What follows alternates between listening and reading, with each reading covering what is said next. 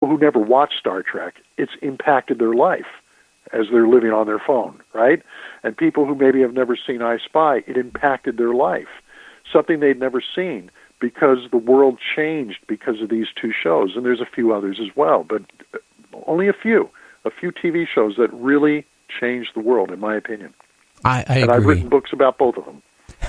I will say that famous kiss with Shatner, it probably would have never happened if it wasn't for I Spy.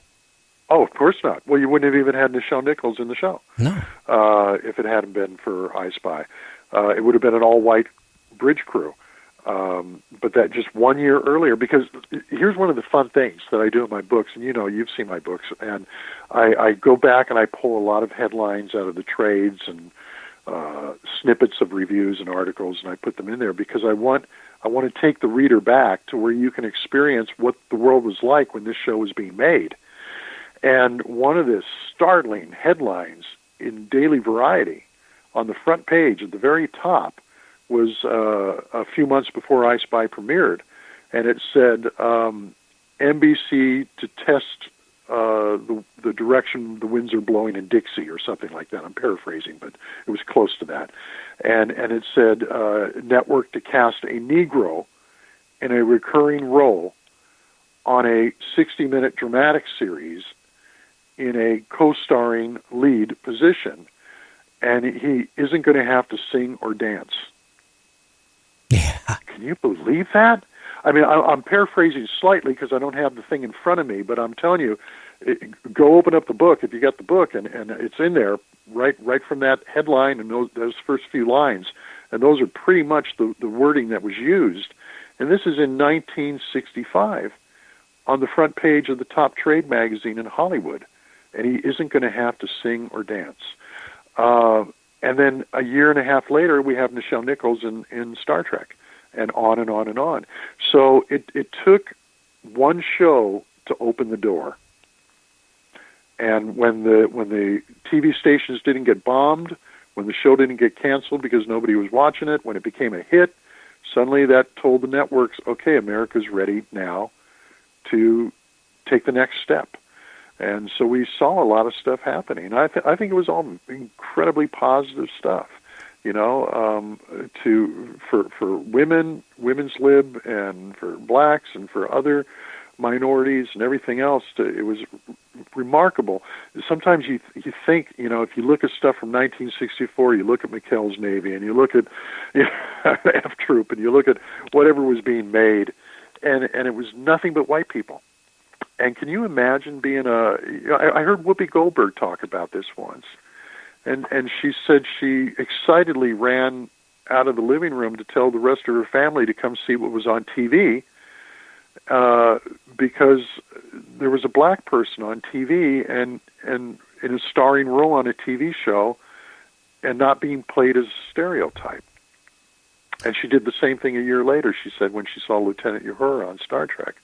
And it was just like, now we can watch the show and there's somebody there that we feel like, is one of us.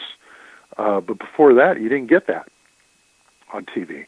So it was really an amazing step, that show, and the 1-2 punch of I Spy and Star Trek, both being shot right next door to each other on the same studio and on the same network.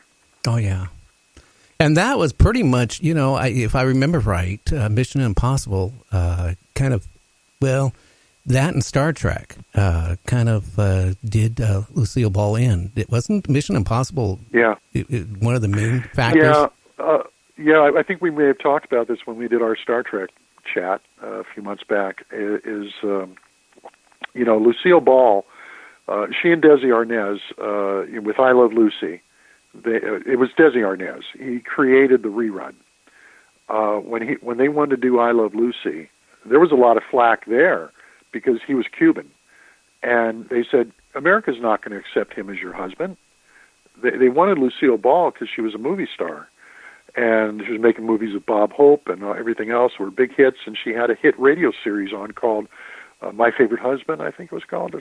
And if I'm getting that wrong, forgive me. But and they wanted to move it to Harry Ackerman went to them and he said, let's bring this to TV. And she said, well, I shouldn't do TV. I'm doing movies. I can do radio and movies, but you can't do TV and movies. But Desi was a band leader, and he was traveling the country, and she was making movies in Hollywood, and it was ruining their marriage. So they decided, let's do this, and we can both work together and be home after a day on the set. And CBS said, well, nobody's going to accept him as your husband. And she said, but he is my husband. And they had to go out and do a stage show of I Love Lucy. They had to travel the country and do a stage show for several months to prove that an audience would come and watch them as a husband and wife. And that's when CBS said, okay, we'll cast them, and it was this huge hit. Well, anyway, I'm getting off track. What I mean to tell you is that they wanted to shoot it in Hollywood. They had a ranch in Chatsworth, and they wanted just to stay in Hollywood and Chatsworth. And back then, all the sitcoms were being shot live out of New York. And they said, well, no, you got to come to New York and do this, like the Honeymooners and everything else. And they said, no, we want to do it here. And Desi said, we'll do it on film. We'll shoot it 3 film cameras in front of a studio audience and then edit the film together. And they said, that'll cost a fortune. No, we do it live from New York, and it just gets beamed across the country, and it's kinescope on the West Coast. And he said, no, we want to do it this way. And Desi said, I'll pay the extra money if we can have the rerun rights. And the response he got from CBS was, what's a rerun? There had never been one. There had never been one. No. These shows would be done live, and they would take the summer off, and there'd be a summer replacement show. Nobody ever did reruns. And so they said, okay, and they laughed. They laughed at, oh, sure, you'll pay for the film and everything. Great, fools. 3 years later, I Love Lucy's number 1 in the ratings and has been for 3 years and would be for a few more years. CBS comes back and buys the rerun rights back from them for a few $1 million. And Desi and Lucy go off, and Desi goes off and buys RKO Studios and turns it into Desilu Studios and starts shooting the Danny Thomas Show and the Andy Griffith Show and Dick Van Dyke Show, and all these shows are being done at Desilu with Sheldon Leonard and Carl Reiner. And that's why Sheldon wanted to do I Spy. He'd been doing all these half-hour sitcoms. He was the top producer in television, but he wanted to travel. He wanted to do an hour show in color. He wanted to get off the soundstage, away from the sitcoms, and that's why when the Culp script hit his desk, he went, I want to do this. But yeah, Lucy saw the proposal for Star Trek, and she and Desi had separated by this point, so she's now president of Desilu. But she had remembered, he had taught her that reruns are the thing that's going to make us. They didn't own Andy Griffith. They didn't own Dick Van Dyke. Sheldon Leonard owned those shows. He just shot them at Desilu using their technique. And so they didn't have any more shows on except for the Lucy show. And so she told Herb Solow, who worked for her, and Oscar Katz, go find me a show that can be a big hit in reruns for years and years and years to come. And Herb Solow brought her, actually Oscar Katz, I think, both of them, they brought her Star Trek. And she saw something there, and you got to give it to her, man. I mean, the 2 most rerun shows up until Seinfeld were Star Trek and I Love Lucy. And she saw something there. But the studio said, don't do it. It'll bankrupt us. We cannot do a show like this. And the next show they did was Mission Impossible. And so they're doing these 2 shows simultaneously, which were the 3 most expensive shows on TV, I Spy, Star Trek, and Mission Impossible. Well, Sheldon Leonard's paying for I Spy. He owned it. And but Lucy's paying for the other 2. And by the second season of both, halfway into the second season of Star Trek and Mission Impossible, Desilu ran out of money, and they had to sell to Paramount. So she lost her studio. Well, so the old guard was right, but she was right. Look how many years Star Trek reran. Oh, yeah. Now, I got to ask you a question. Hogan Heroes, wasn't that done at Desilu, too? Yeah, but Bing Crosby on that. Okay. Another interesting show. I would love to have been in the meetings at CBS when Bing Crosby Productions came in and presented that idea just 20 years after the end of World War II and say, we want to do a sitcom about a POW camp in Germany. It was with Jewish Nazis. Yeah. I mean, Jesus. I mean, the wounds from World War II were still there. Oh, I mean, yeah. I used to watch that show with my dad, who fought in World War II and lost his brother in World War II. But he laughed as much as any of us at that show because it was funny. It was great. But on paper, you just try to imagine, how did this get past the network censors? How did they say, sure, go ahead and do it? I think it was the clout of Bing Crosby with his production company. So he and Sheldon Leonard had a lot of clout, and so did Lucy. They were like the three big people in TV at that point.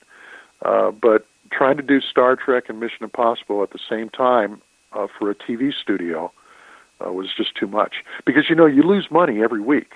You're doing deficit financing. The network's not giving you as much as you're spending. So you're losing $100,000 every week, which would be like $1 million every week right now on a TV show. Well, and back then they were doing 30 episodes a season. So now you're doing 60 because you're doing two shows like that. So that's be like $60 million right now. Now a big studio can handle doing deficit financing for a few years at that price to make it back in reruns. But Desilu didn't have the cash to do it. So that's why she ended up losing it. Oh, wow. Now, and that's one of the reasons why, to bring us back to I Spy, one of the reasons why Sheldon pulled the plug on the series after 3 years is because, one, he was exhausted from all the battles of the Greek takeover, all the things that were happening, but also the fights between him and Bob Culp over the scripts.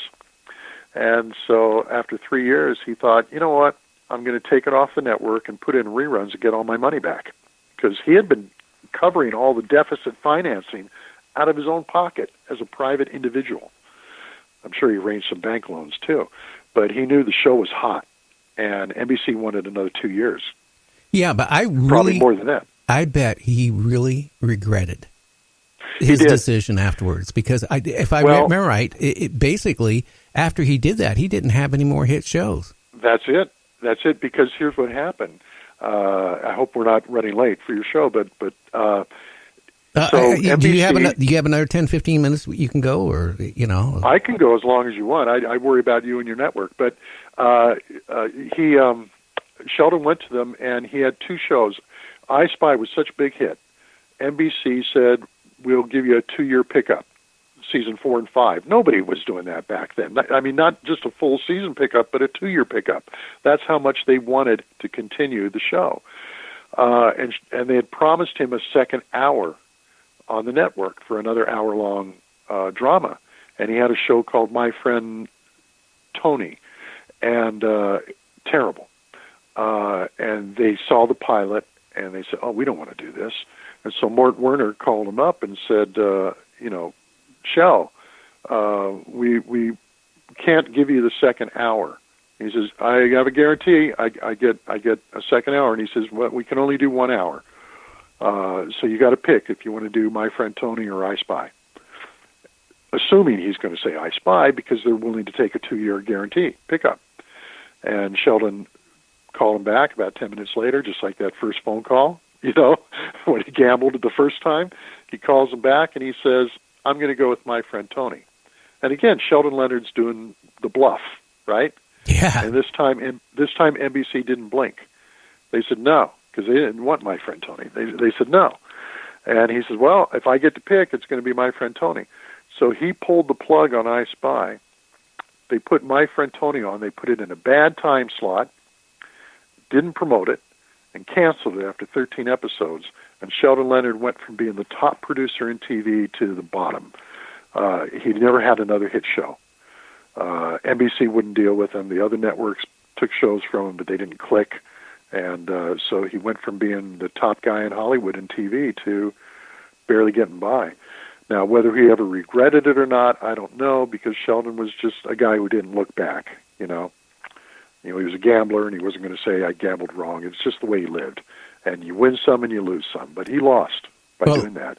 Here's the amazing thing, Gary, is that Culp and Cosby didn't know why. Nobody did. Nobody on the show, because it had been picked up. They had gotten their shots. Scripts had been written. They had their airplane tickets. They were going to Bangkok. And then suddenly Sheldon calls each one of them individually, them, the directors, everyone, and he says, we're off the air. And he told each one of them a different story. That's stupid right there. He told Culp and